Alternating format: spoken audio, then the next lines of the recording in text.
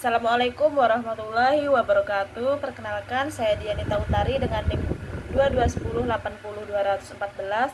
Di sini saya akan menjelaskan tentang sikap dan kepuasan kerja dari mata kuliah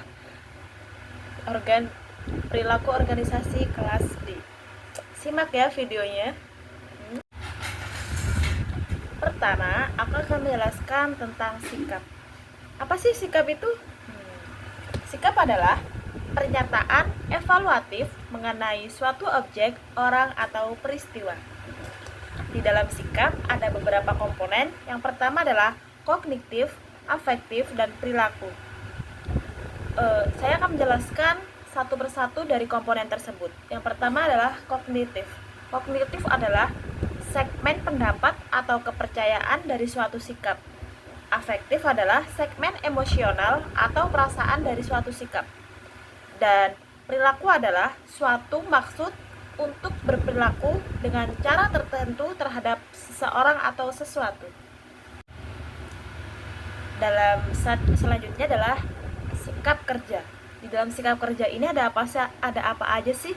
Yang pertama adalah kepuasan kerja, yang kedua adalah keterlibatan kerja, yang ketiga adalah komitmen terhadap organisasi, dan yang keempat adalah persepsi dukungan organisasi atau disebut dengan POS. Di dalam kepuasan kerja, sikap umum terhadap pekerjaan seseorang yang menunjukkan perbedaan antara jumlah penghargaan yang diterima pekerja dan jumlah yang mereka yakini yang seharusnya mereka terima. Ada beberapa penyebab kepuasan kerja. Yang pertama adalah kondisi kerja, yang kedua adalah kepribadian, yang ketiga adalah kompensasi, yang keempat adalah corporate social responsibility atau biasa disebut dengan CSR.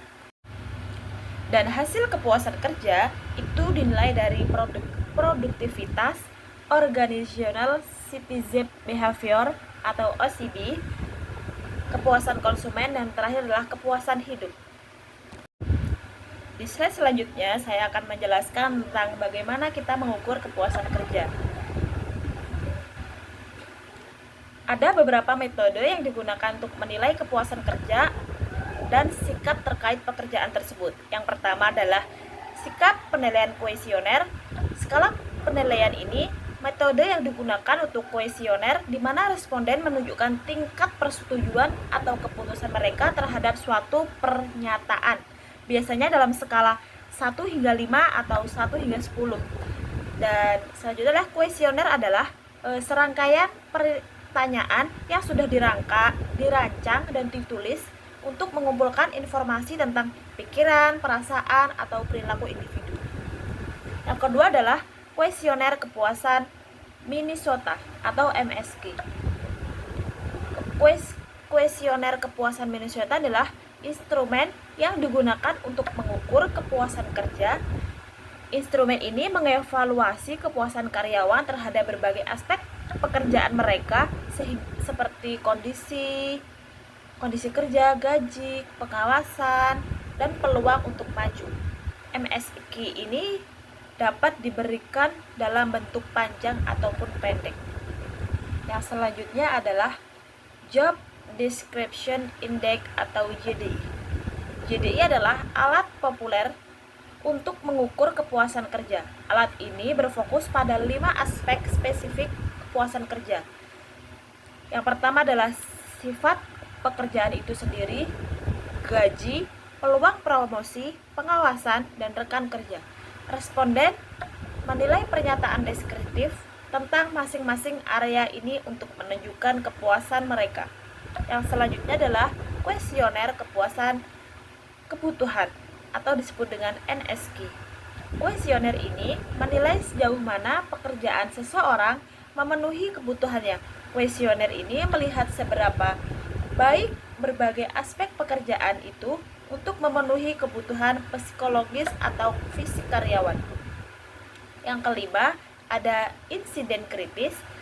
Ini adalah metode analisis pekerjaan atau penilaian kinerja di mana peristiwa atau perilaku penting dicatat Insiden ini memberikan wawasan tentang situasi di mana seorang karyawan berkinerja dengan sangat baik atau buruk, menawarkan pemahaman yang lebih mendalam tentang kinerja dan kepuasan.